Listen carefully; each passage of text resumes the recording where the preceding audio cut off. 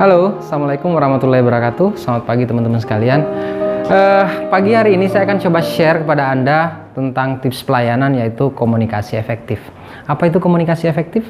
Komunikasi efektif artinya pada saat kita menyampaikan pesan kepada pasien kita atau kepada kolega-kolega kita, maksud dari pesan tersebut diterima oleh klien kita sama persis dengan maksud yang ingin kita sampaikan.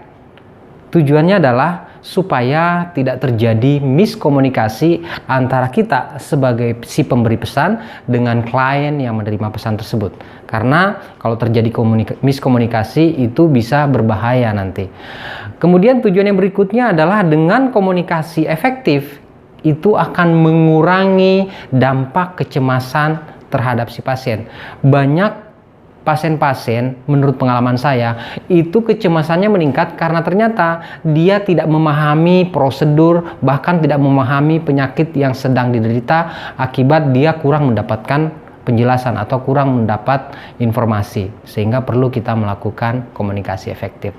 Yang berikutnya adalah dengan komunikasi efektif, biasanya pasien-pasien itu akan lebih kooperatif karena dia tahu alasan kenapa dia dilakukan suatu prosedur, dia tahu sakitnya dia apa, sehingga dia lebih terbuka dengan tindakan-tindakan atau prosedur-prosedur yang akan diberikan kepada mereka. Oleh sebab itu, pada saat Anda memberikan pelayanan kepada pasien, wajib hukumnya melakukan komunikasi dengan cara yang efektif. Nah, bagaimana cara melakukannya? Yang perlu teman-teman ingat adalah prinsipnya. Pada saat Anda berkomunikasi dengan klien Anda, sering terjadi kelemahan seperti ini.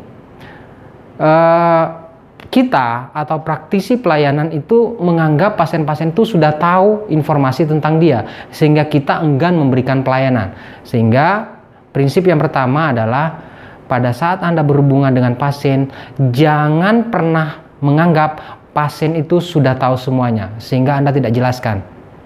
Jadi anggap pasien itu belum tahu, atau kalau misalnya Anda ragu, Anda menganggap pasien itu sudah tahu, ditanya dulu, Bu, sejauh ini informasi apa yang sudah Ibu dapatkan? Nah, berdasarkan tanya jawab seperti itu, teman-teman nanti bisa memberikan penjelasan sesuai dengan kebutuhan klien Anda. Itu prinsip yang pertama.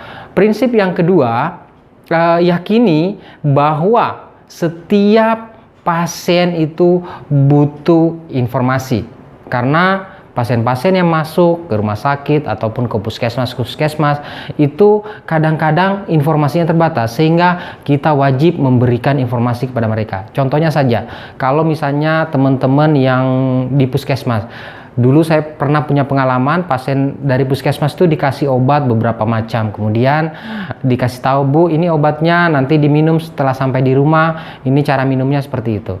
Nah, yang terjadi adalah contoh misalnya dikasih obat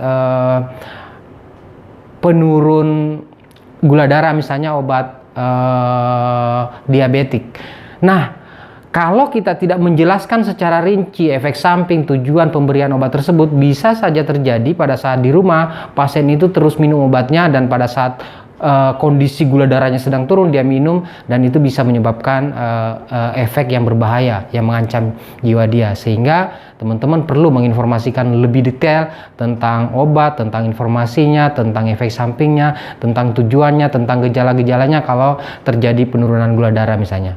Kemudian yang berikutnya adalah dengan memberikan komunikasi efektif, lakukan komunikasi ini dengan bahasa yang jelas, bahasa yang mudah dipahami oleh klien Anda. Ingat, klien Anda itu berbeda-beda latar belakangnya, pendidikannya maupun latar belakang sosialnya, sehingga wajib hukumnya bagi Anda untuk tahu pasien ini latar belakangnya apa, sehingga nanti pada saat Anda memberikan komunikasi, Anda tahu cara komunikasikannya dengan bahasa yang sederhana yang bisa dipahami oleh mereka, sehingga nanti mereka betul-betul memahami informasi yang Anda sampaikan.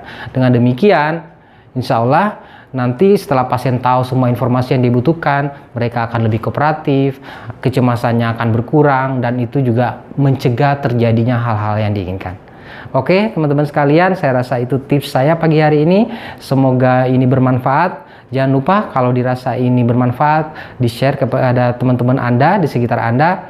Dan terakhir saya ucapkan salam excellent.